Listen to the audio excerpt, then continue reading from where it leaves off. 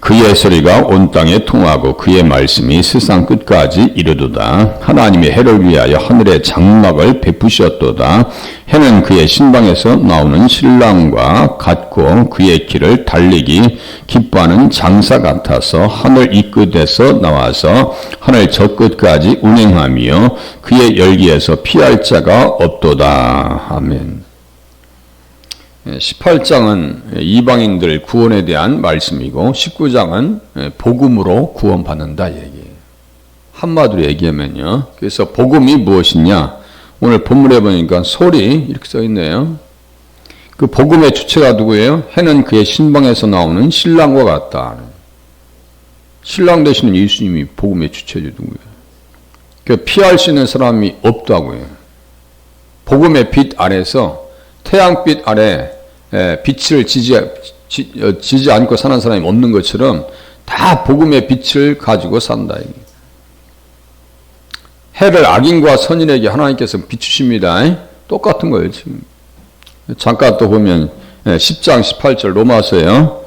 소리, 좋은 소식, 복음 온 땅에 퍼졌고 그래서 우리는 뭐예요? 온 천하에 다니면서 만민에게 복음을 전파하라 말씀하셨고 또 선들 이방인들이 지금 이방인들이 18장을 통해서 구원받는다는 사실을 같이 봤어요. 여호와의 이름으로 내가 이방 나라들 중에서 주께 감사하며 주의 이름을 찬송하리이다. 이제 시편을 볼 때요. 무조건 예수님으로 보고 그렇게 하고 다윗으로 보셔도 돼요. 그렇게 보셔도 전혀 무방합니다. 제가 아무리 봐도 그게 맞아요. 주석가들이 그렇게 하고 있거든요. 줄이라고 하는 것은 측량줄이에요. 줄은 온 지구를 통과합니다. 그리고 줄에 대해서 이사야는 교훈이다 이렇게 번역했어요. 교훈, 측량줄, 교훈이라고 가르쳐 주었습니다. 그래서 교훈의 교훈을 더하고 피할 길은 예수님밖에 없다고 그랬어요. 그래서 이제 그 시대 사람들 내부적인 사람이나 외부적인 사람들 중에서도 복음이 증거되어지면 영생 얻기에 합당한 자들, 작정된 자들은요 복음 앞에 엎드립니다. 이 특징이에요. 구원받을 백성들, 하나님의 백성들은요 복음 앞에 약해집니다. 우리 어렸을 때 풋사랑 하면요 남자들은 여자를 좋아하잖아요. 여자들이 막 눈을 겨도 그냥 아무 소리 못해. 왜냐하면 좋아하기 때문에 그런 거예요. 좋아하기 때문에. 우리가 하나님 앞에 사랑받는 사람들은요 그런 거예요. 막 뭐라고 해도 하나님 앞에 약해져요. 그런 특징이 있어요. 그런데 끝까지 예수 믿지 않고 지옥 갈 사람들은요 아주 끝까지 부정해. 그것도 참 신기해. 그것도. 사도들의 줄은 각자에게 자신의 주의나 척도가 있었습니다. 복음의 범위의 한계를 따라 하노니 자기들에게 주어진 그 선이 있단 말이에요. 사명, 제가 어제 말씀드렸어요. 하나님께서 당신의 기쁘신 뜻을 위해서 우리 안에 소원을 두고 행하신다. 복음, 규범, 복음 이렇게 말씀드렸습니다. 해는 뜨고 해는 지되 그 떴던 것으로 빨리 돌아가고 전도서 1장 5절이요. 관주로 이제 연결합니다. 일반적으로 그들 가운데 그는 태양을 위한 장막을 세우셨습니다. 피조 세계에 태양이 있는 하늘과 창공에 그리고 그 거처는 적절하게 장막이라고 불리는데 항상 움직이고 결코 멈추지 않기 때문입니다. 해가 뭐 쉬는 거 봤어요? 계속 새는 움직입니다. 이렇게 돕니다. 해도 돌죠. 또는 이것은 일반적인 모습과 일반적인 이해에 따르면 천막이나 장막에 숨겨진 것처럼 보일 때 마치 잠자리에 들고 쉬는 것처럼 보일 때의 설정과 어느 정도 관련이 있을 수 있습니다. 시편 19장 5절에 말씀하신 것처럼 아침에 밝고 쾌활하게 떠오르고 신랑이 그의 방에서 나오는 것같이 나옵니다. 태양이요 아침에 꼭 신방에서 나오는 것과 같이. 하지만 이 모든 것은 영적으로 그리고 신비적으로 의의 태양이신 그리스도에 대해서 이해하게 됩니다. 그러니까 그 신방에서 나오는 신랑과 같다고요. 그러니까 그 태양은 누굴 얘기한다고요? 예수님을 얘기한다. 그는 그의 백성과 그의 교회들 가운데 장막을 두셨고 특히 복음사에게 한 자리를 차지하고 가장 중요한 자리를 차지하였으며 그것이 바로 복음의 요점이자 본질입니다. 그랬어요. 말씀이 육신이 되어 우리 가운데 거하시며. 그러니까요. 요한복음 1장 14절을 딱 써본단 말이에요. 이게 왜 그러냐면요. 이 거하심에 천막을 친다는 천막, 장막, 위에 장막, 오헬 168. 그러니까 이분들은 원어를 깊이 알고 해석하고 성경에 어떻게 이 말씀들이 연결되어 있는지를 아시는 분들이에요. 저는 그걸 구경하고 같이 똑같이 가져와서 같이 보고 공감을 하고 있는 거예요, 지금. 거하심에 천막을 치고 오셨다는 거예요. 육신의 장막이요. 우리도 땅에 있는 장막집이 무너지면 하늘에 있는 영원한 집이 있어요. 어린 양의 성전이요 또. 예수님 앞에 갈 거예요. 우리가 그의 영광을 보니 아버지의 독상자의 영광이요 은혜와 진리가 충만하더라. 그리스도께서는 장래 좋은 일의 대제사장으로 오사 손으로 짓지 아니한 것, 이 창조에 속하지 아니한 더 크고 온전한 장막, 더 크고 온전한 장막, 여기 천막, 장막, 더 크고 온전한 장막. 온전한 장막이라 했으니까 예수님 몸이시네요. 몸에 뭐가 없다고요? 온전하다 했으니까 죄가 없으시다고요.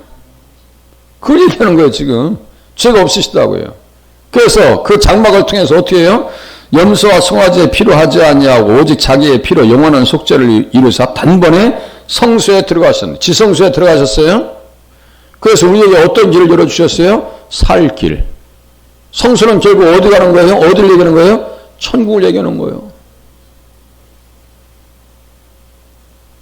예수 잘 믿고 복음을 따라서 복음을 듣고 예수 잘 믿으면 천국 간다는 얘기예요. 이것이 우리에게 보장됐다는 얘기예요. 얼마나 감사한 거예요. 염소와 황소의 피와 및 암송아지의 죄를 부정한 자에게 뿌려 그 육체를 정결하게 하여 거룩하게 하거든. 하물며 영원하신 성령으로 말미암아 흠없는 자기, 온전한 장막, 흠없는 자기 같은 말이에요. 흠없는 자기를 하나님께 드린 그리스도의 피가 어찌 너희 양심을 죽은 행실에서 깨끗하게 하고 살아계신 하나님을 섬기게 하지 못하겠느냐. 양심을 죽은 행실에서 깨끗하게 하고 죽은 행실을 쫓아가면 누가 나오냐면요. 탕자가 나와. 제가 말씀드렸죠. 한 주제를 가지고 쭉 쫓아가면 인물들이 탁탁 튀어나옵니다. 나발을 쫓아가다 보면 나발 나와요. 그 나발의 사상을 생각을 속을 들여다보면 중심에 사상에 하나님 없어요. 예수가 없다고요. 그러니까 다윗을 거부하는 거예요. 아직 이 원리가요, 철두철미하게 공시처럼 탁탁 나타납니다. 공시처럼. 그러니까 성경을 예수님 안에서 보셔야 돼요. 항상. 그래서 죽은 행실을 깨끗하게 하셨어요. 그러면 우리 속에 죽은 행실과 죽은 사상이 있을까요? 없을까요? 이실직고 하렸다. 예? 우리는 늘 기도하면서 말씀을 왜 듣는 거예요? 말씀 들으면서 잘못된 것은 자꾸 바꾸셔야 돼. 바꾸는 게 쉬워요? 어려워요? 아니, 집안에 가구 옮기는 것도 쉽지 않아요. 하나 옮겨놓으면요, 집안 전체를 다 뒤집어놔야 돼요. 그게 속이 시끄러운 거예요. 한번 우리가 이게 충격요법을 통해서 우리의 속사람을 바꾼다는 것이 쉬운 거 아니에요. 그러니까 빨리빨리 누가 뭐라 하기 전에 빨리빨리 내 스스로 움직이셔야 돼. 맞춰나가셔야 돼. 그게 안 되면요, 신앙생활 나중에는 매너리즘에 빠지고 나중에는 이제 뭐 재미가 없어, 신앙생활에. 죽은 행실을 깨끗하게 하고 우리는 예수님이 필요해요. 항상 필요합니다. 좀 전에 이실직고 하라고 그랬어요. 우리 속에 죽은 행실과 사상과 그런 마음이 너무나 내 안에 내가 너무 많어. 이거 없애버려야 돼요. 이로 말미암아 그런 새 언약의 중보자시니 이는 첫 언약 때 범한 죄에서 속량하려고 죽으사 부르심을 입은 자로 하여금 영원한 기업의 약속을 얻게 하려 하심이라. 영원한 기업의 약속, 성소, 천국. 그의 소리가 온 땅에 통하고 그의 말씀이 세상 끝까지 이르도다. 하나님의 해를 위하여 장막에 하늘의 장막을 베푸셨도다. 의의 태양이신 그리스도에 대해서 이해해야 된다고요. 그런 그의 백성과 그의 교회들 가운데 장막을 두셨다. 이것은 하나님께서 거기에 두신 것인데 그 그는 하나님의 말씀을 그의 사도들에게 맡기셨다. 그 요점은 그리스도라고 했어요. 이것이 복음을 그토록 영광스러운 빛으로 그토록 분명한 계시로 만드는 것입니다. 이 계시의 본질, 지속성 그리고 범위는 앞의 구절들에서 설명되어 있고 그것의 명확성과 선명함은 이 구절과 그 뒤에서 나오는 내용에 제시되어 있습니다. 아니 복음은 선이 확실하다고 애매모호하지 않다고요. 해는 그의 신방에서 나오는 신랑과 같고 그의 길을 달리기 기뻐하는 장사와 같아서 보아스 그에게 능력이 있다고요. 장사 보아스는 누구의 그림자요? 예수님의 그림자요. 예, 유력한 자 룻은 누구의 친구요? 예수님의 친구요. 보아스 친구요. 룻은 우리들은 누구의 친구요? 예수님의 친구요. 요한복음 15장이면 내가 너희를 친구라고 했다. 우리가 하는 비밀이 없어. 명한 대로 행하면 나의 친구래요. 그죠? 그 친구 되는 방법은 뭐예요? 하나님 말씀대로 살면 친구 되는 거예요. 말씀대로 살지 않으면 친구 아니에요.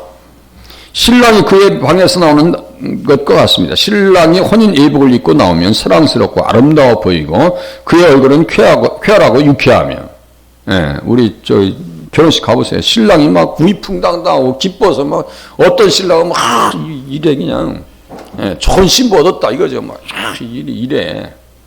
예. 그를 보고 그의 목소리를 듣는 모든 친구들에게 즐거움과 기쁨을 만들어냅니다. 친구들 와서 거기 와서 우는 친구 있어요? 없어요. 다 좋아하죠. 에? 축하해주고. 그래서 신부를 취하는 자는 신랑이나 서서 신랑의 음성을 듣는 친구가 크게 기뻐하나니 나는 이러한 기쁨으로 충만하였노라.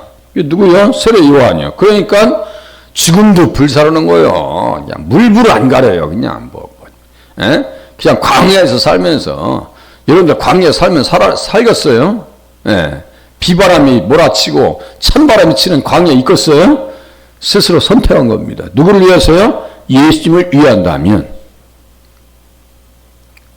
그는 흥하여야 하겠고 나는 쇠하여야 하리라. 이게 주님의 교훈, 측량줄을 가지고 있는 사람들의 사명자의 모습이요. 그리고 이 비유는 해가 떠오를 때의 밝음과 영광을 표현하고 있습니다. 그리고 사람들이 그것을 볼 때 그들의 마음에 기쁨과 즐거움을 만들어내 줍니다. 우리 마음에 정말 복음이 임하면요 기뻐할 수밖에 없어요. 너무 기쁘다고요.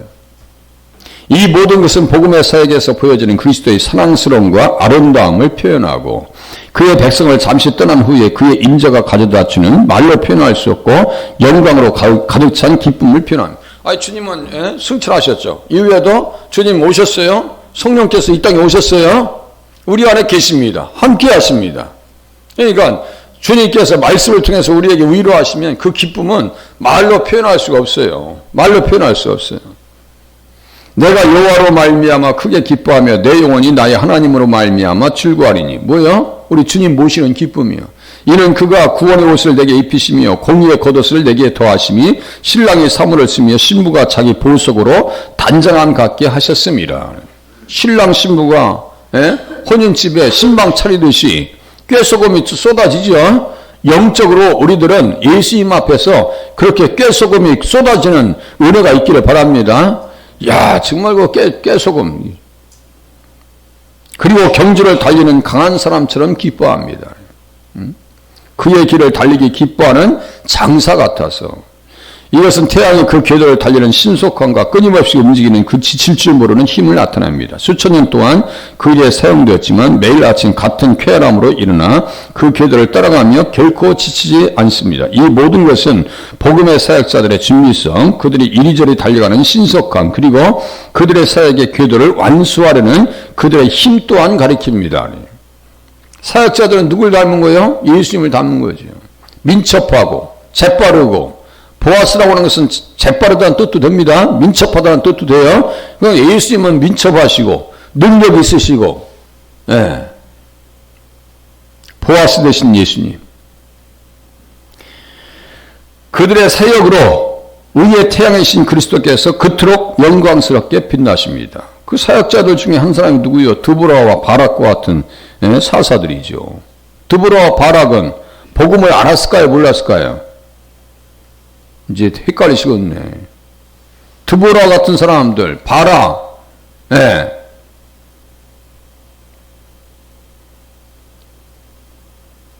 복음을 알았죠.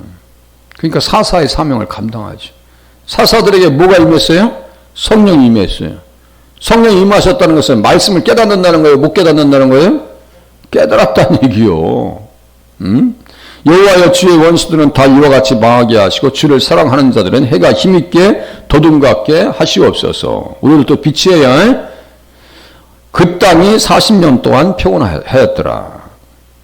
또 보세요. 너희는 시온에서 나팔을 불어 거룩한 금식을 정하고 성회를 소집하라. 그러면서 요엘서 2장 16절 썼단 말이에요. 이거 똑같아요. 백성을 모아 그 모임을 거룩하게 하고 장로들을 모으며 어린이와 젖 먹는 자들을 모으며 신랑을 그 방에서 나오게 하며 신부도 그 신방에서 나오게 하고. 이게 뭐예요? 돌아오면 기쁨을 회복한다는 얘기예요. 돌아오면 안 돌아오니까 재미가 없는 거예요.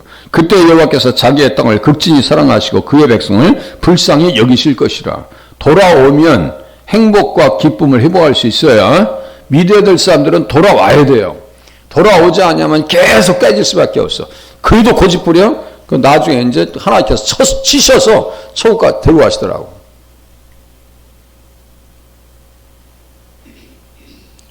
들을 말씀이 많아요. 하늘이 이 끝에서 나와서 하늘 저 끝까지 운행함이요 그의 열기에서 피할 자가 없도다. 그의 나감은 하늘에서 동쪽 떠오르면서 그의 순환은 그것의 끝까지 서쪽에서 그것이 지는 데까지.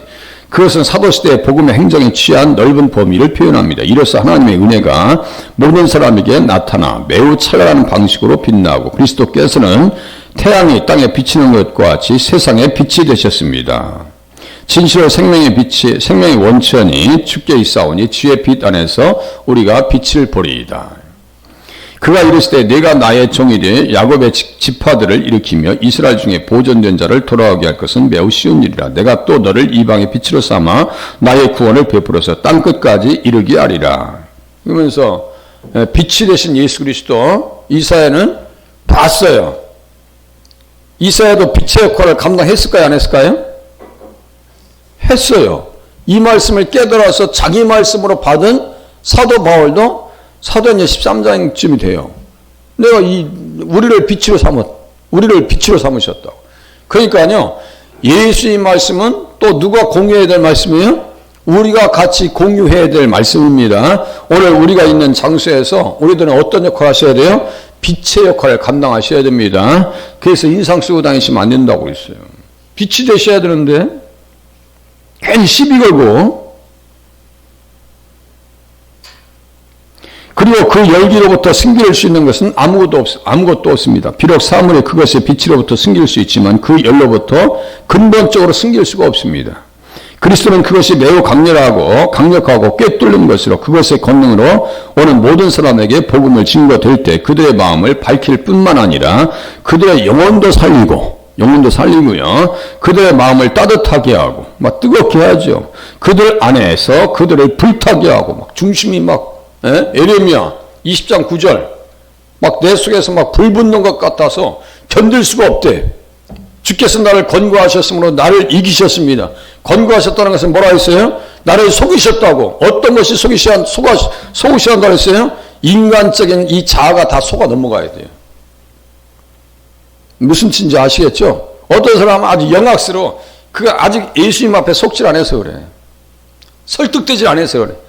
자, 믿는다는 것은 설득된다는 얘기예요. 설득돼야 될 거 아니에요. 근데 설득이 안 돼, 이놈에게. 자기가 강해. 절대로 좋은 게 없습니다. 영악스럽다는 게 얼마나 그 꼴불견인지 아세요? 아주 보기 싫어, 그냥.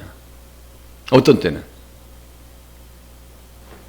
그들의 영혼을 치유하고 그의 복음을 그들에게 생명으로 향하는 향기로 만들어 주십니다. 시편 기자는 복음, 그 본질과 유용성에 대해서 더 많은 것과 훌륭한 것들을 계속해서 7절에 설명해 줍니다. 7절은 말이죠. 이 내용이 7절 하나만 보세요. 이 커트가 이거 얼마나 많아. 이렇게 많아요, 내용이. 풀 말씀이. 내일 7절 가지고 다 못 끝날 것 같은데. 그러니까 복음이 얼마나 다양하게 설명될 수 있는가. 율법이라고 하는 이름 자체를 가지고도. 그래서 제가 뭐라 했어요? 율법이 복음이요. 신약은 복음이 율법이요. 그냥 잘 따라와 보세요. 이 따라오는 게 어려우시면 이게 제가 지금 다 이거 지금 인터넷에 다 올리는 거예요. 이게 다. 이 생방송 다 들어가고 있어요. 예. 들으셔도 되고 그럴 일 시간도 없겠지만 새벽에 잘 따라오셔서 말씀을 가슴에 품고 들어가실 수 있기를 바랍니다. 기도합니다.